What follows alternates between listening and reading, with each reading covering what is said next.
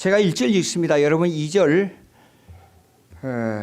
함께 교독하도록 하겠습니다. 욥기 38장 1절 799페이지입니다. 799페이지. 그때에 여호와께서 폭풍우 가운데에서 욥에게 말씀하여 이르시되 너는 대장부처럼 허리를 묶고 내가 내게 묻는 것을 대답할지니라.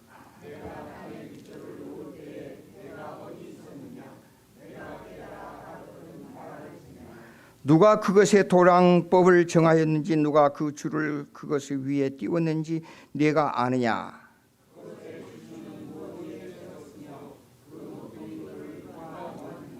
그때 새벽별들이 기뻐 노래하며 하나님의 아들들이 다 기뻐 소리를 질렀느니라.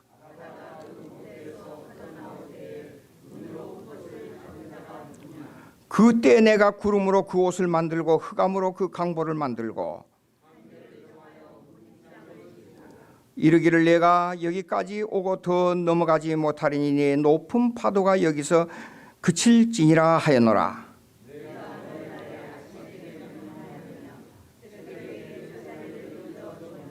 그것으로 땅끝을 붙잡고 악한 자들을 그 땅에서 떨쳐버린 일이 있었느냐.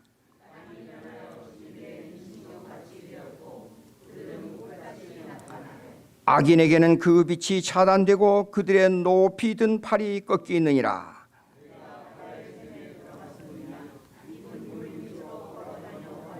사망의 문이 내게 나타났느냐. 사망의 그늘진 문을 내가 보았느냐.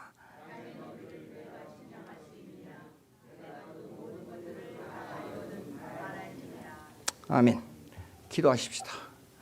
하나님 감사합니다. 오늘 저희들에게 귀한 말씀을 주셨으니 성령님께서 저희 심령을 감동시키셔서 이 말씀을 잘 이해할 수 있도록 도와주시옵소서. 예수님의 이름으로 기도합니다. 아멘. 제가 그러니까 80년대 초반쯤 됐을 거예요. 여기 하시엔다 장로교회에서 젊은 학생들의 집회를 좀 인도해 달라고 그래서 집회를 인도하러 갔습니다. 3일간의 기간을 정하고 갔는데 버스를 동원해 가지고 큰 버스에다가 해서 저기 요세미티 파크 부근에 가서 집회를 하는데 밤새 토론하고 그런 중에 그 여기 UCLA 다니는 한 학생이 있었어요. 제게 질문을 성경 토론 시간에 질문을 해왔어요. 하나님의 뜻, 하나님의 예정, 신적 작정하는데 내가 오늘 여기서 이렇게 하는 것은 다 내 자유대로 하는데 내 마음대로 정하고 내 마음대로 이렇게 하는데 하나님의 뜻, 하나님의 작정 도대체 이해가 안 된다는 거예요. 그런데 가만히 하는 태도 눈치를 보니까 이 학생이 뭔가 알고 싶어 하는데 이게 이해가 안 되니까 아주 의심을 가지고 아주 심각한 얼굴로 저에게 질문을 해왔어요. 여러분, 하나님의 뜻을 안다. 내가 하는 일이 하나님의 뜻 가운데 있다. 거기에까지 들어가는 신앙은 하루아침에 형성되는 게 아니에요. 그걸 이해하기까지는 여러분들 신앙생활 하면서 미안한 얘기입니다. 한 10번쯤 죽었다가 깨어나는 경험을 해야 됩니다. 절대 간단한 게 아닙니다. 근데 이 학생은 분명히 무언가 마음속에 무언가 자기 하는 일에 무언가 이게 문제가 있다는 걸 알았어요. 예. 그래서 집회가 끝난 다음에 내가 잠자기 전에 같이 좀 깊이 얘기를 하자. 깊이 얘기를 하는 중에 나중에 질문을 던졌어요. 제가요. 학생이 무슨 일을 결정하고 앞으로 이런 일은 이렇게 결정하고 이런 일은 이렇게 하고 뭐 열심히 뭔가 하고 결정을 해서 일을 해나갔는데 그 일들이 그때 당시에는 자기가 옳다고 분명히 결정했습니다. 그렇죠? 그때는 분명히 이것은 자기가 원하는 대로 잘 될 것이라고 결정했습니다. 분명히 주위의 환경을 따라서 이것은 이렇게 하고 저렇게 해서 논리적으로 체계적으로 조직화하고 따져서 이걸 결정했습니다. 그런데 그 결정을 하고 그 일을 해나가는데 꼭 내 원대로 다 됐느냐? 한참을 생각하더니 그렇지 않다는 거예요. 그것은 바로 무슨 뜻이냐? 하나님께서 너를 배후에서 컨트롤하고 있다는 뜻이다. 그래 한참을 생각하더니 그러면 내가 오늘 하는 일에 여기 있어요. 걱정하지 말아요. 내가 어디 하다 잊어버렸네.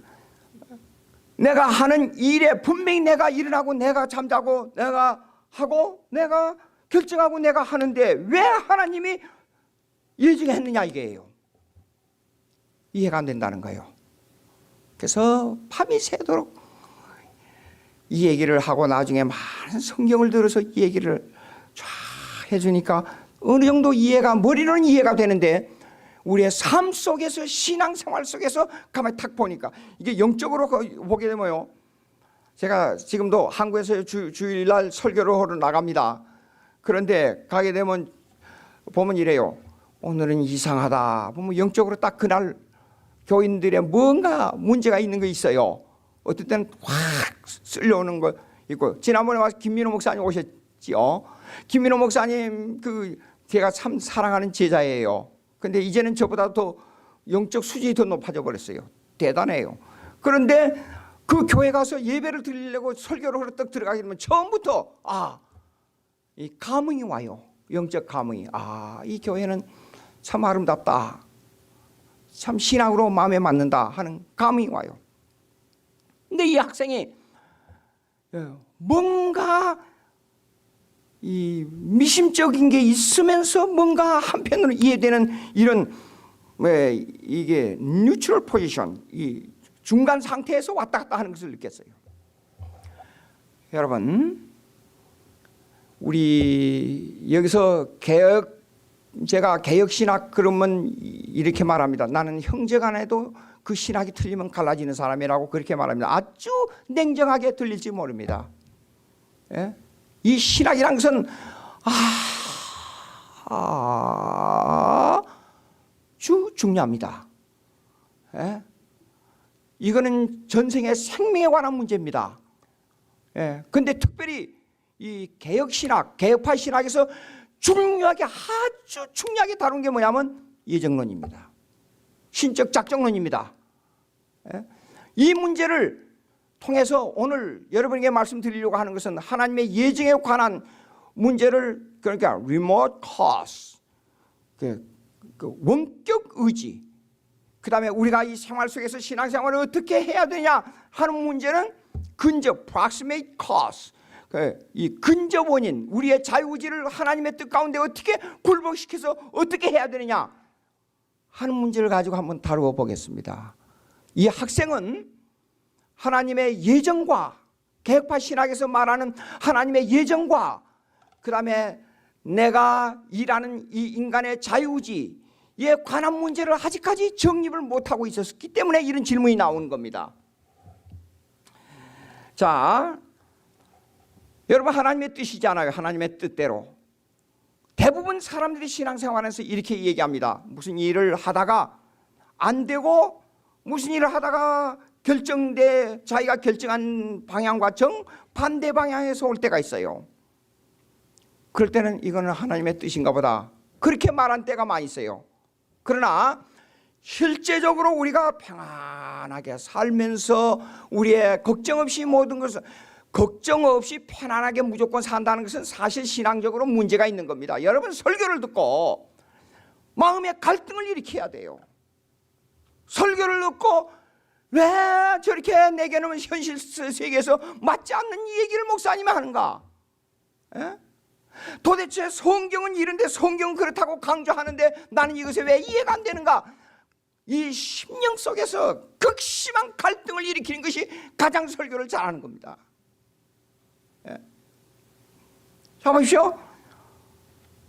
갈등이 일어납니다. 갈등이 일어날 때, 문제가 생길 때, 마음대로 안 될 때 하나님의 뜻이라고 말하지만 사실 우리는 이렇습니다. 일어나서 먹고 자고 오늘 일하고 평안하게 직장 갔다 오고 그게 다 하나님의 뜻 가운데 있어요.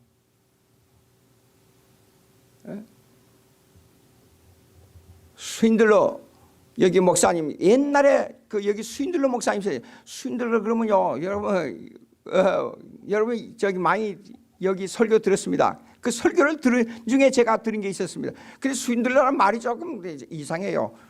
더스티 베이커 그 유명한 그 다저스의 그 뭡니까 4번 타자도 하고 3번 타자 했던 유명한 야구 선수가 있었잖아요. 그때 70년대 80년대 초반에.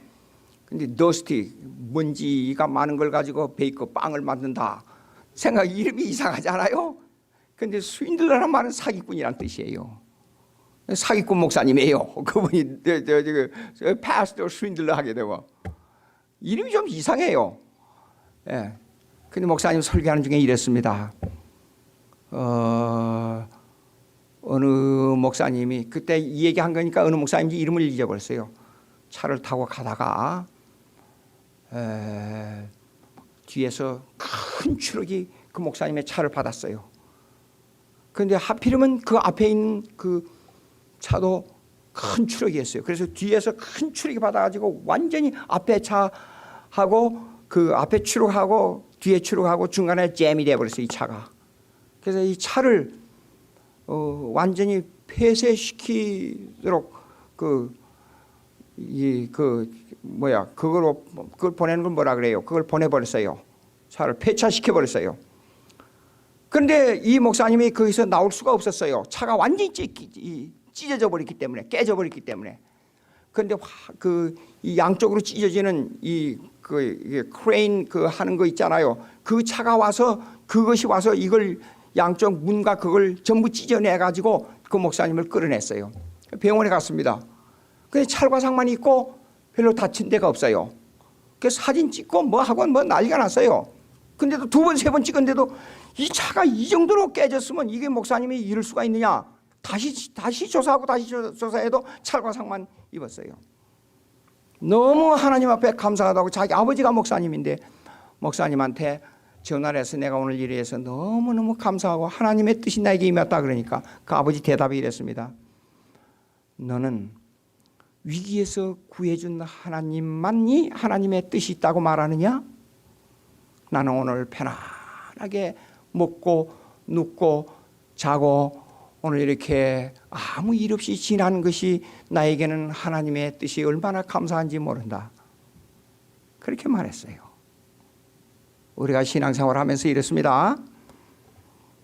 안일하게 잘 지낸 것을 아무 일 없이 오늘 하루를 지낸 것을 하나님의 뜻이 내게 임했습니다. 감사한 사람은 별로 없어요. 그렇지 않아요? 그렇기 때문에 혹시라도 여러분 신앙생활 속에서 나에게 병마가 찾아오거나 고난이 찾아오거나 어려움이 찾아오거나 사업이 망한 일이 찾아오거나 이런 일이 있을 때 하나님의 뜻은 내게 정반대 방향에서 온다는 것을 한번 기억해 보십시오. 하나님의 뜻은 내가 생각하는 정반대 방향에서 올 때가 너무나도 많기 때문에 말씀을 드리는 겁니다.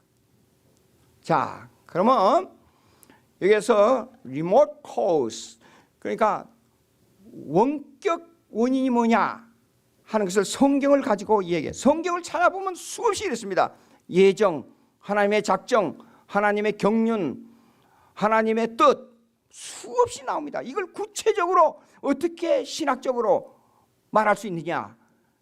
이 개혁신학을 안 좋아하는 사람들은 알미니안이나 좀 말이 좀 어려워집니다. 알미니안이나 웨슬리안 계통에서는 하나님의 뜻, 하나님의 주권, 하나님의 계획 이거에 대해서 거부감을 느껴요. 그런데 특별히 개혁신학에서는 이걸 강조합니다. 그런데 이것이 중요한 게 있습니다. 이거는 숙명론이 아닙니다. 하나님의 뜻은 목적이 있습니다. 하나님의 뜻은 나를 가만히 놔두지 않습니다. 하나님의 뜻은 나로 하여금 쉽게 말해서 성령님께서는 나를 무섭게 발동하게 만듭니다. 하나님을 향하여 나타나는 내 마음속에 있는 근심은 나를 얼마나 벌하게 하며, 나를 얼마나 책망하게 하며, 나를 얼마나 열심히 있게 하며, 나를 얼마나 분하게 하는 것까지도 고린도후서 10장에 말하고 있어요. 예? 그러니까 여러분, 하나님의 뜻이 무엇인가? 원격 하나님의 의지로부터 내 가까운 proximate cause, 내 가까운 이 자유의지와 어떤 관계가 있느냐라는 문제라는 것입니다. 하나님의 작정, 신적 작정, 그러면 디크리라고 그래요. 디크리. 디크리는 뭐야? 그러면 만물에 대한 하나님의 계획이에요. 디크리.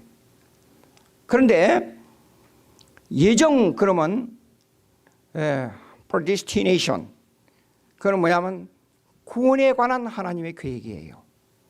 구원에 관한 하나님의 계획은 예수 그리스도, 인간, 천사에게 해당되는 내용입니다. 한국의 신앙 고백서를 이렇게 보게 되면, 제가 만든 책의 신앙 고백서가 있는데 거기에 보게 되면 옛날에 분들은 잘 몰라서 그랬을 거예요. predestination을, 예정을 갖다가 하나님의 작정이라고 번역해버리고 작정을 예정이라고 번역했는데, 하나님의 작정과 예정은 그 차이가 있어요. 의미의 차이가 있습니다. 근데 예정은 구원에 관한 것인데, 이 만물에 관한 하나님의 계획은 창조하고, 이걸 그냥 내버려 두지 않고 이걸 보존합니다. 이 지구 덩어리 돌아가는 거 여기 읽은데요, 지구 덩어리 돌아가고 뭐 자연이 움직이고 하는 것은 이 하나님의 보존, 그 다음에 통치, 섭리로 다스려 갑니다. 이걸 창조한 걸 내버려 두지 않고요. 18세기에 일어나는 니즘이라는 게 있었어요. 그 리신론, 그 니즘이라는 것은 뭐냐면 하나님은 창조해놓고 내버려뒀다, 자연법칙에 의해서 내버려뒀다, 그걸 리신론이라 그래요. 니즘이라. 근데 그게 아니에요. 특별히 개혁주의 신학에서 강조하는 것은 뭐냐 그러면 이렇습니다. 하나님의 작정은 내버려두지 않고 구체적인 간섭을 한다, 그런 뜻이에요. 예. 그러니까 이걸 다스리고 섭리하고, 섭리는 뭐냐 그러면 시간 이전에 하나님의 계획이 시간과 공간 속에, 타임 앤 스페이스, 시공과 공간 속에서 구체적으로 적용된다는 뜻이에요. 섭리라는 말은. 여러분이 여기 와서 이렇게 제가 서서 여러분에게 이렇게 말씀을 전하는 것이 그냥 우연의, 아무 원인도 없이 우연한 자연법칙에 의해서 이루어진 겁니까? 그런 예수를 믿는다 그러면 난 그런 예수 안 믿겠어요. 절대 우연이 없습니다. 그러니까 자 보시오, 만물에 대한 하나님의 계획인데도 불구하고 예정의 중심, 하나님의 계획의 중심이 뭐냐? 예정이에요. 예정. 구원에 관한 예정이 중심이에요. 그러니까 창조의 중심도 인간이에요. 인간을 제일 마지막에 창조하셨어요. 예? 그 다음에 그 속에 신적 작정, 그 다음에 예정, 그 다음에 이제 뭐냐 그러면 동류라는 게 있어요. concurrence. 인간의, 이것이 오늘 주제입니다. 인간의 자유의지와 하나님의 뜻은 어떻게 가느냐 하는 문제입니다. 즉 하나님의 원격 의지와 그 근접 원인, 인간의 자유의지인 근접 의지는 어떻게 시간과 공간 속에서 흘러가느냐 하는 문제입니다. 하나님의 원격 의지, remote cause, 하나님의 멀리서 이 하는 것은 멀리서 형성된 이 계획은 뭐냐 그러면 왁구와 같아요. 이렇게 왁구와 같아요. 창조는 창조에 해당된 만물에 관한 창조의 범위가 딱 정해져 있어요. 그러면 인간을 창조의 중심으로 만들었다 그러면 하나님과 인간과의 관계에 있어서 범위가 정해져 있어요.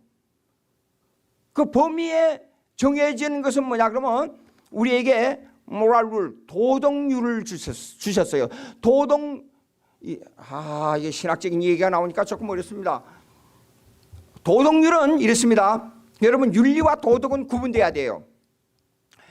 윤리는 뭐냐 그러면 하나님을 향한 언약 관계에 있어서 어떻게 언약 관계를, 어렵네. 언약 관계를 결정하느냐. 이게 신학교에서 이거 강의하는 건데 하는 문제입니다. 윤리는 하나님과 관계에 있어서, 나와 하나님과의 관계에서 도덕을 어떻게 결정하느냐 하는 원리를 제공하는 거예요. 즉 말하자면 이겁니다. 지키면 살고 어기면 죽는다는 윤리가 바로 하나님과의 관계, 언약 관계예요. 계약 관계예요. 지키면 먹으면, 따먹으면 죽고 지키면 산다 하는 기준이 바로 윤리예요. 그러나 그것을 지키지 못할 때는 이런 결과가 나온다. 지킬 때는 이런 결과가 나온다. 내가 이렇게 행하라 하는 것은 도덕률이에요. 더 이상 설명하면 너무 복잡하니까 다음으로 넘어가겠습니다. 자, 그러면 하나님께서 이 왁구를 정해놨어요. 그 원격 의지를 원격 원인을 하나님께서 정해놨어요. 이 속에서. 그럼 이것이 이제 갑니다. 이렇게. 그럼 창조했습니다. 하나님 계획에서 창조하고 이거 다스리고 보존하고 섭리하신 일이 이제 가고 있어요. 지금. 근데 그 속에서 계획에 의해서 아까 기도하시는 그 집사님 기도하실 때 하나님께서 창세 전에 우리를 그리스도 안에서 예정하시고 구원이 아주 신학적인 그 내용으로 설교를 하셨는데, 창세 전에 그리스도 안에서, 사랑 안에서 우리를 이렇게 선택해 가지고 지금 이렇게 시간과 공간 속에서 우리가 이렇게 태어나서 이렇게 지금 가고 있습니다. 이렇게 가고 있는데 이 왁구 속에서 우리가 가고 있어요. 그런데 내가 학교 가서 공부하고 내가 일하고 그다음에 아침에 일어나서 밥 먹고, 근데 이것이 이렇게 마음대로 내가 하는데 그 하나님의 계획과 무슨 관계가 있냐 이게요. 야 김양주, 예 시간 됐으니까 일어나라. 예 하나님 일어나겠습니다. 아침에 일어나서 밥 먹어야지. 예 먹습니다. 빨리 이리 와라. 예 갑니다. 식탁에 앉아라. 예 앉아. 숟가락 들어라. 예 들었습니다. 밥을 떠라. 예 밥을 떴습니다. 입에 넣어라. 입에 넣었습니다. 그다음 빨리 씹어라. 예 빨리 씹습니다. 하나님 그렇게 하십니까? 아니에요. 하나님의 뜻을 모르는 사람들은, 하나님의 계획을 모르는 사람들은 그런 엉터리 같은 질문을 합니다. 그래서 하나님의 예정과 계획을 숙명론, 페럴리즘, 숙명론으로 규정해버리는 사람들이 있어요. 예정론은 하나님의 정확한 왁구 속에서 우리를 마음대로 움직이도록 하는 일이기 때문에 절대로 숙명론이 아닙니다. 정확한 하나님의 원인과 과정과 목적을 두고 우리를 이끌어갑니다. 예? 이것이 하나님의 예정이에요. 그러니까 하나님께서 지금 제가 이렇게 갑니다. 제가 부산을 가고 싶은데 티켓을 샀습니다. 티켓을 사는 것은 하나님의 예정 속에서 우리에게 이렇게 하라는 결정을 해준 겁니다. 부산으로 지금 기차를 타고 가고 있습니다. 그런데 옆에 사람이 물어요. 당신은 어디로 갑니까? 그러면 나 부산 갑니다. 여러분, 저는 기차 속에 가만히 앉아 있어요. 그렇죠? 그런데 물을 때 대답이 이렇습니다. 당신은 어디로 갑니까? 그러니까 나는 어디로 가는 게 아니고 나는 티켓만 샀지. 사서 올라탔지. 기차가 부산으로 가고 있습니다. 내가 가는 게 아닙니다. 그렇게 대답하는 사람이 있어요? 없습니다. 기차가 지금 달리고 있는데 모든 것은 내 의식 속에 있기 때문에 내가 가는 걸로 생각하지 기차가 가는 걸로 생각하는 사람은 없습니다. 하나님의 원격 의지인 기차가 지금 달리고 있습니다. 시간과 공간 속에서.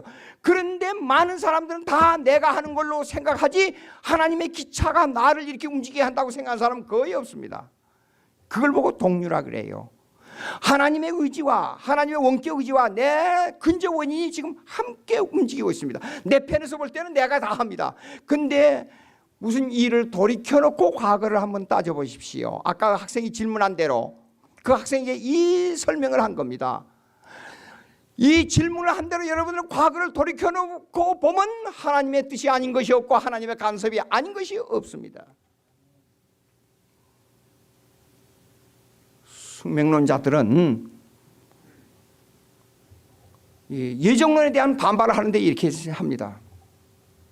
목사님 몇 시까지 저 설교해요? 벌써 12시 됐는데 하고 싶은데 해보면 이거 한정도 없고 끝도 없는데 이거 안 되겠어요. 하여간 요점을 잘 정리해 볼게요. 한국에서 설교할 때는 제가 설교 나가면 이래요. 저는 1시간 설교하니까 무조건 1시간 주셔야 됩니다. 내가 그렇게 얘기를 해요. 예. 자, 하여간 줄여보겠어요. 어디까지 했나요? 금방 가만있어. 어디가 진짜 생각을 잊어버렸어요. 숙명론. 자, 고맙습니다. 예정론은 숙명론 아닌데 숙명론자에 가까운 사람들은 이렇게 반문합니다. 예정에 대해서 전도할 필요가 없다. 두 번째, 인간의 노력을 감소시킨다. 그 다음에 세 번째, 하나님은 불공평하다. 세 가지 질문이 주로 나옵니다. 근데 절대 그게 아닙니다. 인간의 노력, 전도를 못하게 하고 인간의 노력을 감소시킨다 하는 것은 그러면 이렇게 해요. 실제적으로 이렇게 합니다. 예수 잘 믿고 성령 충만한 사람, 그러면 마음대로 놀아. 하지 마. 전도하지 말고 일하지 말고 그냥 있으면 하나님께서 가만히 입 딱 벌리고 있으면 하나님께서 야, 입만 벌려라. 밥 넣어줄게. 숟가락 갖다가 하나님 밥 넣어줍니까? 입에요? 아닙니다. 성령으로 구원받은 사람들은요 이렇습니다. 일을 안 하면 못 견뎌요. 전도 안 하면 못 견딥니다. 일을 하지 말고 가만히 계셔 보세요. 예수 믿고 미칩니다. 예? 감옥에 들어간 이기성 목사님 보고 그랬어요. 예? 저기 이기성 목사님 시켜가지고 방성희 목사님이라는 분이 있었어요. 장로하다가 방성희 목사님입니다. 순교 대회에 같이 들어간 분입니다. 근데 소아마비가 있어가지고 다리를 절었어요. 그러니까 아프다 그러니까 매도 덜 때리고 좀 내버려뒀어요. 그런데 주기철 목사님을 2층에 올라가랬어요.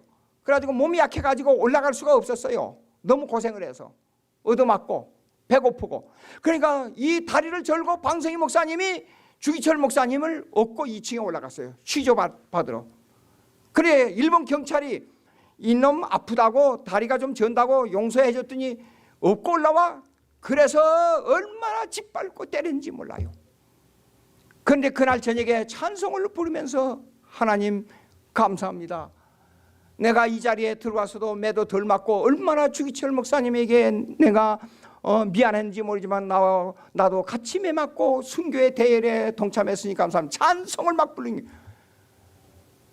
경찰이 와서 이거 찬송 부르지 말라고 했더니 또 왜 그래? 막 발로 짓밟고 또 때렸어요. 그러니까 방성희 목사님 그런 줄 알아요. 여보시오, 나는 찬송 안 부르려고 그래요. 근데 내 마음에 찬송을 안 부르면 내가 심령이 컬컬해서 견딜 수가 없어. 찬송을 안 부를 수가 없으니 이 일을 어떻게 하면 좋습니까? 성령 받은 사람은 그래요. 예? 우리 아들놈이 요새요 전혀 엉뚱한 일이 벌어졌어요.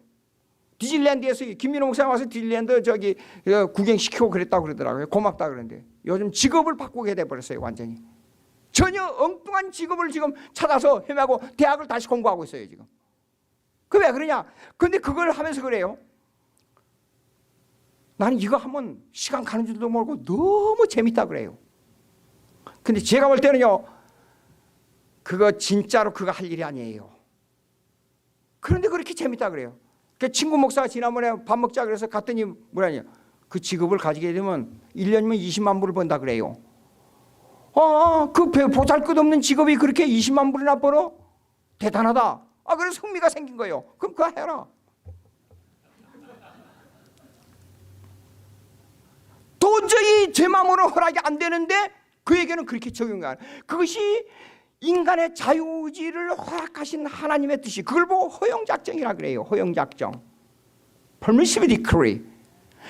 이 사람은 우리 애들 셋 다 얼굴이 눈이 동그라하고 보니까 우리 사람 쪽을 많이 닮았어요. 그리고 애들이 생긴 게 아주 비슷해요.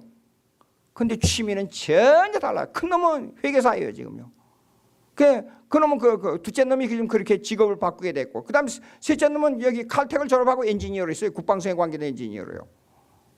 근데 의과대학 가가지고 그러더라고, 그놈이요. 저 의과대학 가고 법과대학 가는 저 stupid, idiot, 저 멍청이들이라고 그래요.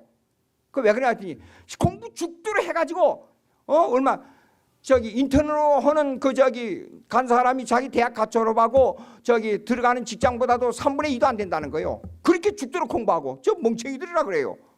아, 미국이란 나라가 테크니션을 중요하는구나. 그래서 기술을 배우는 학교를 중요시해서 가르치니까 애들가 이제 공부할 때 공부 잘하는 애들만 불러가지고 방과 후에 공부를 시키더라고. 그래서 가서 이렇게 내가 도대체 어떻게 되는가 하고 일찍 가서 한번 공부를 뭘 가르치는가 이렇게 봤어요. 반에서 1등 애들만 이제 모아가지고 가르치더라고요. 우주로, 화성으로, 이것이 날아가지고 거기에서 뭘 채취하고 이런 엉뚱한 걸 가르쳐요. 방과 후에. 아니, 나는 뭐 새로운 공부 못 되는 거나 가르친 줄 알았는데 그런 거나 얘기하고 오더라고요. 1시간씩. 이상하다. 결국은 공과대학을 들어가지고 엔지니어가 됐어요. 아니, 셋 다 그렇게 달라요. 완전히 달라요. 왜 그래요?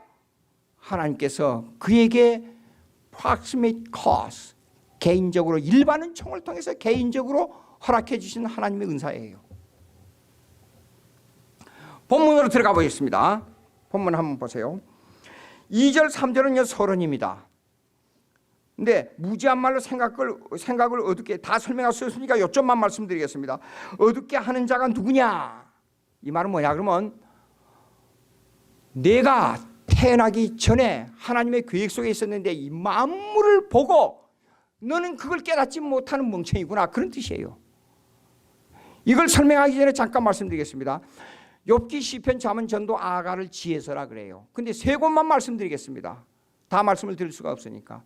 첫째, 잠언서예요. 잠언서는 예수 믿는 사람이 성도와 성도 간의 어떤 관계를 지혜롭게 가지냐 하는 문제예요. 그러니까 여러분 지혜롭게 살려면 잠언서를 많이 읽어야 돼요. 잠언서를. 그 다음에 하나님과 인간과의 관계를 어떻게 지혜롭게 가지느냐 하는 것은 전도서예요. 그러니까 무슨 때가 있고 뭔 때가 있고 때가 있고 때가 있고 때가 있고 때가 있고, 그리고 마지막에 가서는 모든 지혜의 근원은 하나님 여호와를 섬긴 거라 나오잖아요. 전도서. 그래서 하나님 앞에 내가 바른 자세를 어떻게 가지느냐 하는 문제는 전도서를 많이 읽으면 돼요. 그런데 욥기서는 특별히 개혁파 신학에서 강조하는 하나님의 주권 사상이에요. 만물도 하나님의 주권 아래 있고 인간의 모든 생사화복이 하나님의 주권 아래 있다는 겁니다. 하나님의 신적 작정론입니다, 쉽게 말해서. 그런데 이 욥기는 시로 되어 있는데 대단히 깊은 내용이 많아요. 유명한 시인이 되고 싶으면 욥기를 읽으시면 돼요. 한 100번만 읽어봐요. 예, 아주 이게 시로 되어 있기 때문에 그 의미를 지금 여기서 파악해 보겠습니다. 4절 보시겠습니다. 내가 땅에 기초를 놓을 때 네가 어디 있느냐? 네가 깨달아 알았거든 말할지어다. 이 말은 창조 이전에 하나님의 계획을 말하는 겁니다. 이 모든 만물 의 창조의 기초는 하나님께서 결정한 거야. 그런데 거기 네가 어디 있었냐고 묻는 것은 거기도 너도 그 속에 포함되어 있느니라. 예? 6절 보겠습니다. 그것의 주추는 무엇에 세웠으며 그 모퉁이 떡을 누가 놓았냐? 똑같은 질문이 계속 나옵니다. 그 다음에 8절 보시겠습니다. 바다가 그 모태에서 터져나올 때에 문으로 그것을 가둔 자가 누구냐? 12절 보세요. 내가 너희 날 아침에 명령하였느냐? 새벽에서 그 자를 일러주었느냐? 이게 만물의 흐름입니다, 이게요. 여러분 땅 위에 계세요, 지금? 땅 위에. 과학적으로 한번 설명해 봅시다, 과학적으로.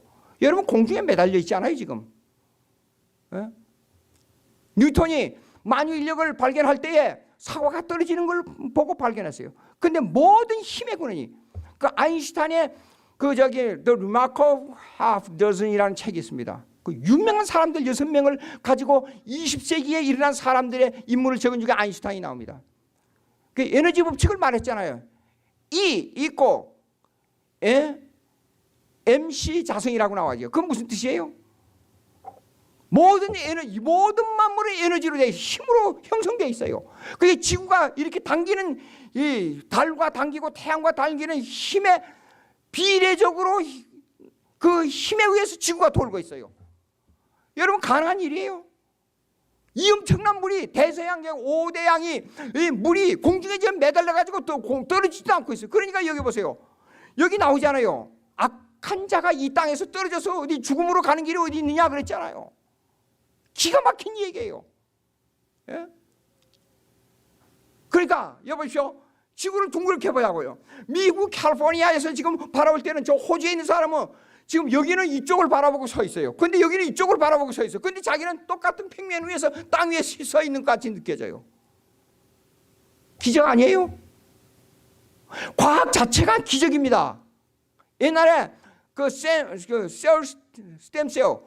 스템셀 뭐라 그래요? 줄기세포가 옛날에 발견됐어요. 제가 고등학교 다닐 때도 뭐냐 그러면 DNA, 디옥시, 그러니까 디옥시가 무슨 말이냐면 산소가 몸속에서 어떻게 변화되느냐 하는 문제예요. 그게 발견되지 않았어요. 그런데 그거는 나만 가지고 있는 산소의 변화 과정을 가지고 있는 게 몸속이에요. 내 가족으로부터 흘러나온.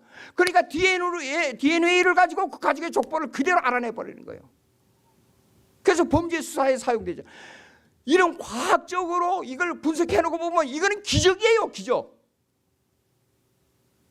그리고 DNA는 뭐냐면 유지의 법칙이 적용되지 변화의 법칙이 적용 안 돼요. 그러니까 과학적으로 볼 때 창조론이 과학적이지 에볼루션 뭐예요? 진화론이 과학적이 아니에요. 모든 만물은 퇴화되어 갔지. 그러니까 엔트로피가 뭐예요? 이게 자꾸 말이 어려워요. 엔트로피. 그 만물이 퇴화의 법칙에 따라서 에너지가 소모되는 법칙으로 나가고 있지. 이 만물은 자꾸 뭐 발달되고 진화해야 되는 법칙으로 나가고 있지 않습니다. 그러니까 언젠가는 이 지구는 멸망의 종말이 올 때가 와요. 과학적으로. 근데 보세요. 과학적으로 가만히 보세요. 이 만물이 전부 지금 뭐냐 하면 기적이에요. 기적. 이렇게 되어가는 것이. 내가 살아가고 서 있다는 게 아니 공중에 매달려가지고 똑바로 공중에 매달려서 지금 뭐 돌아가는데 나는 가만히 서 있어요 지금. 이걸 알아라 이거요. 이걸 알아라고 가르치고 성경에서요. 그러면 모든 만물은 법칙이 있는데 시간과 공간의 법칙이에요.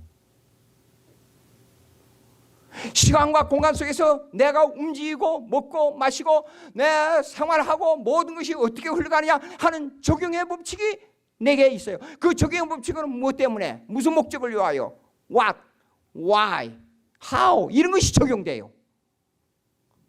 그럼 우리가 여기서 생각할 것이 이게 뭐냐? 이것이 하나님의 뜻과 어떤 관계가 있냐 하는 겁니다. 중요한 게 이게요. 하나님의 뜻과 어떤 관계가 있느냐?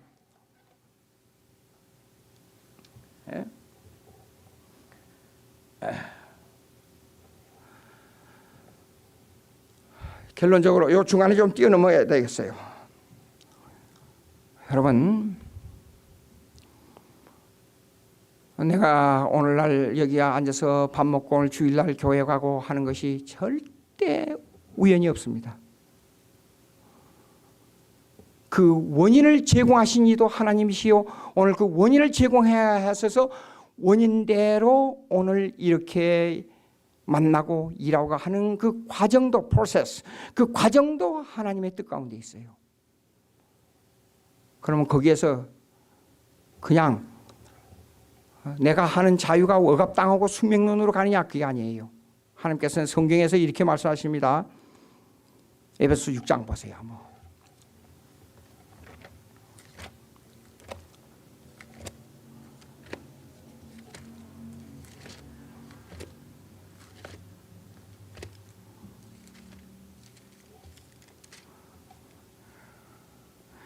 6장 10절입니다.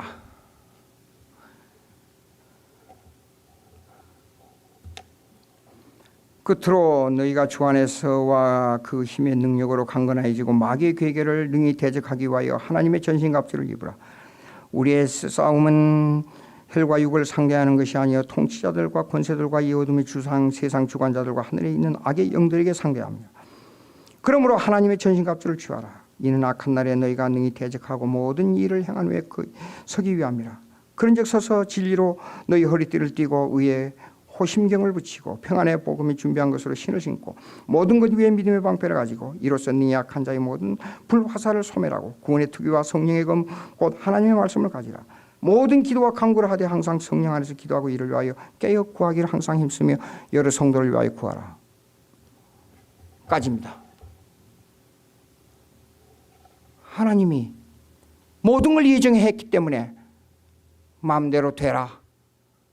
죽은 물고기가 물 위에 떠내려 가듯이 그냥 떠내려 가는 신앙생활을 하는 것이 아니고, 예정을 믿는 사람은 성경의 말씀대로 아주 로마 당시에는 전쟁이 엄청 심했습니다. 군대처럼 서서 항상 alert, 긴장 상태였어요. 깨어 있었어요. 그리고 언제 이 전쟁이 일어날지 모른다고. 제가 군대 김신조 내려갈 때 군대 생활했는데 그때요 일주일 동안 한 번도 신발을 벗지 못하고 긴장 상태로 무장 상태로 자고 일어나고 했었어요. 그렇게 하라고 말이에요. 네? 하나님의 뜻은 이렇습니다.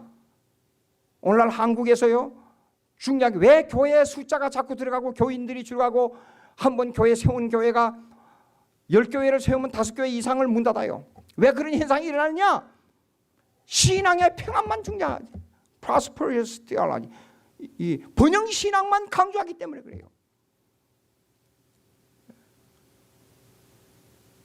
인간의 자유의지를 하나님께서 이 왁구를 세워놓으면 그 안에서 마음대로 할 수 있도록 하나님께서 이렇게 이 인간에게 자유의지를 줬어요. 선악과를 따먹는 것은 내 마음대로 따먹고 말만 말하라 이게요. 그러나 그 결과는 내가 책임져라 그랬어요. 어떤 무식한 사람들이 이렇게 질문합니다. 선악과를 하나님 만들었기 때문에 인간이 범죄했다고. 그 범죄를 하나님께 돌리는 이렇게 망령된 일을 함부로 말을 한단 말이에요.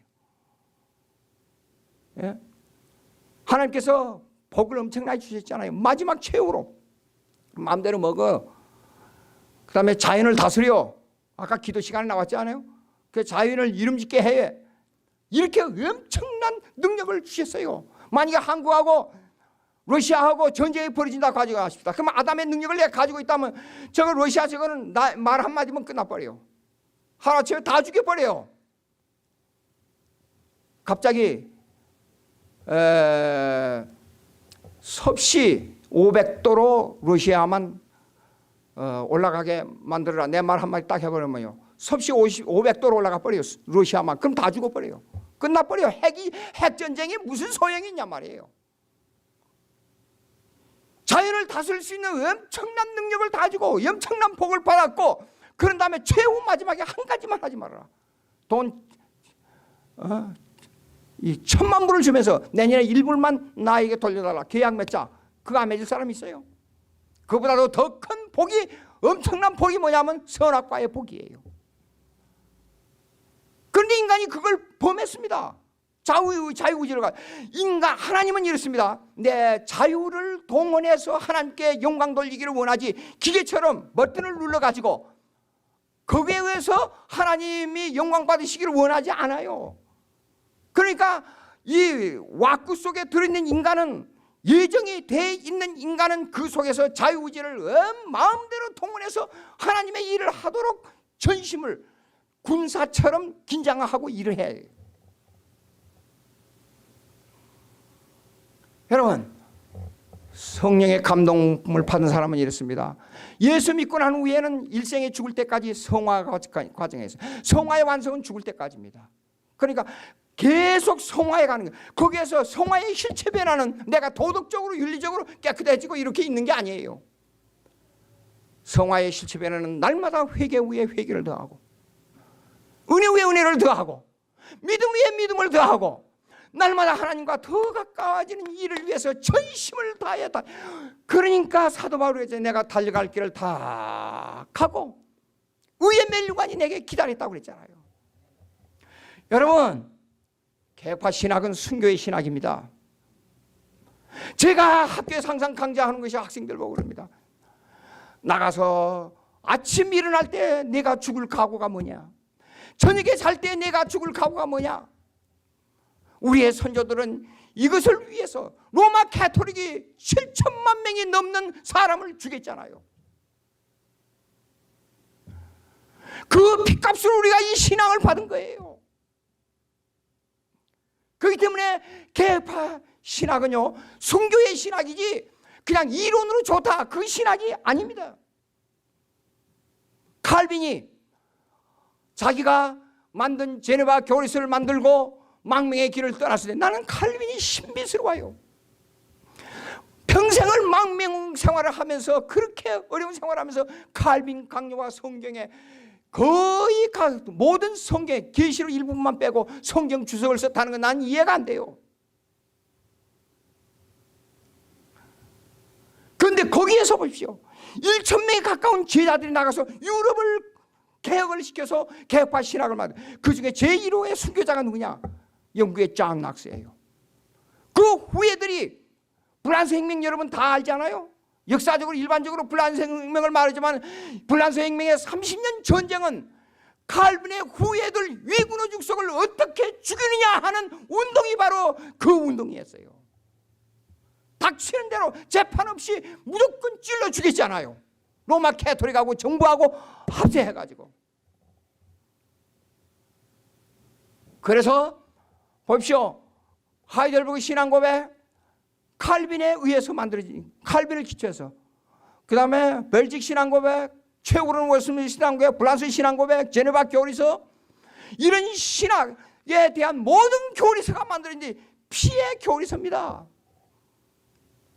그렇기 때문에 우리가 일생에 살면서 하나님 앞에 하나님의 예정을 믿는 사람, 하나님의 작정을 믿는 사람, 하나님의 뜻을 따르는 사람들은 어떤 일이 벌어지더라도, 나에게 아무리 힘든 일이 벌어지더라도, 잘 때도 주님께 영광이요 못 때도 주님께 영광이요, 잘 때도 하나님의 뜻이요 못 때도 하나님의 뜻이요, 하나님의 뜻은 내가 생각하는 정반대 방향, 병마를 통해서도 올 때가 있고 사업을 망하는 데도 통해서 올 수도 있고, 일본의 유명한 한국의 긴 뭐라고 그래요, 그 장로님한테 가서, 오래돼서 이름을 잊어버렸는데, 원자폭탄으로 말미암아 팔다리가 다 잘리고 눈도 멀고 귀가 좀 들리고 이 햇바닥에 감각이 남았으니까 점자를 햇바닥으로 배워가지고 이 성경을 읽을 때 피가, 햇바닥에서 피가 나도록 성경을 읽으면서 날마다 감사를 외쳤어요. 기자가 찾아가서 어떻게 하나님께서 당신을 이렇게 만들었는데 하나님께 무슨 감사를 드리냐, 그렇게 말할 때 그 장로님이 그랬습니다. 하나님은 절대로 내게 욕되게 하거나 손해되게 하는 분이 아닙니다. 내가 이렇게 되지 않았으면 나는 하나님을 믿을 수 없는 사악한 존재로 남을 것입니다. 우리가 이렇게 살면서 내가 먹고 자고 일하는 것은 하나님의 뜻 가운데 있습니다. 그것이 하나님의 뜻이에요. 먹고 자고 일하는 게. 시편 4편 8절을 한번 봅시다.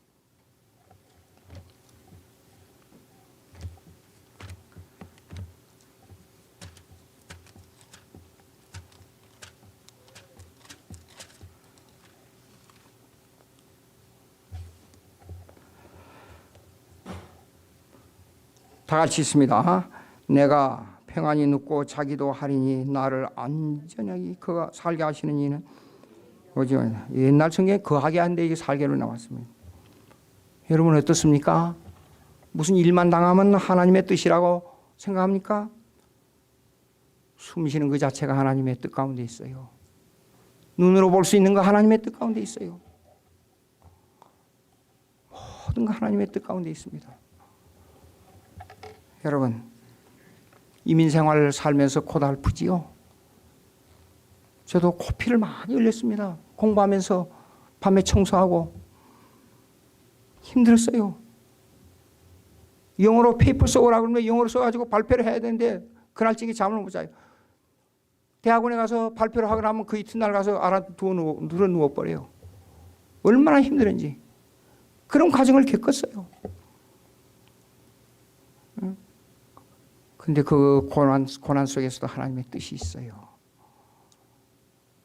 기도 많이 하시고 하나님의 뜻을 살고자 하는 자는 열심을 다하고 병사처럼 긴장하고 영광 돌리시기 바랍니다.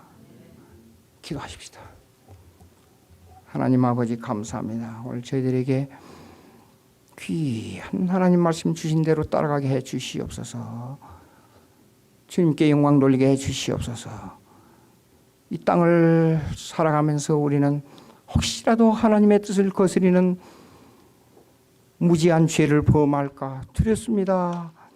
범죄하지 않게 해 주시옵소서. 주님 안에서 품 안에서 우리가 살게 해 주시옵소서. 예수 그리스도 이름으로 기도합니다. 아멘.